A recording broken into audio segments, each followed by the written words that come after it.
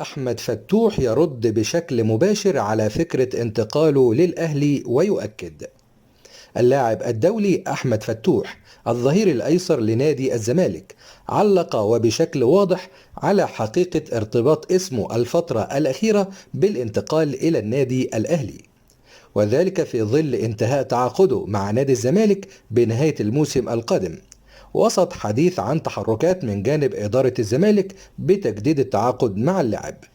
أحمد فتوح وعقب انتهاء مباراة الزمالك والاتحاد المنستيري في البطولة العربية بفوز الزمالك برباعية نظيفة، أحمد فتوح وخلال حسابه على موقع التواصل الاجتماعي انستجرام نشر صورة له من المباراة مع أحمد السيد زيزو تحت عنوان فتوح زملكاوي 101%، اسمع مني. وكانت إدارة الزمالك قد أعلنت أنها ستجتمع بالثنائي أحمد فتوح ومحمد صبحي بعد عودة الزمالك من الأراضي السعودية وانتهاء منافسات البطولة العربية، حيث ستبحث مع الثنائي ملف تجديد عقودهم مع الزمالك. إدارة الزمالك تعلم أن الثنائي لديهم عدة عروض خارجية وتحديدا أحمد فتوح، لذلك بترغب في تأمين موقف اللاعبان في أسرع وقت ممكن. وما وصل إلينا أيضا وما علمناه أن العرض الذي سيقدم لأحمد فتوح من جانب إدارة الزمالك سيكون الأعلى أجرا في الزمالك مثل أحمد السيد زيزو.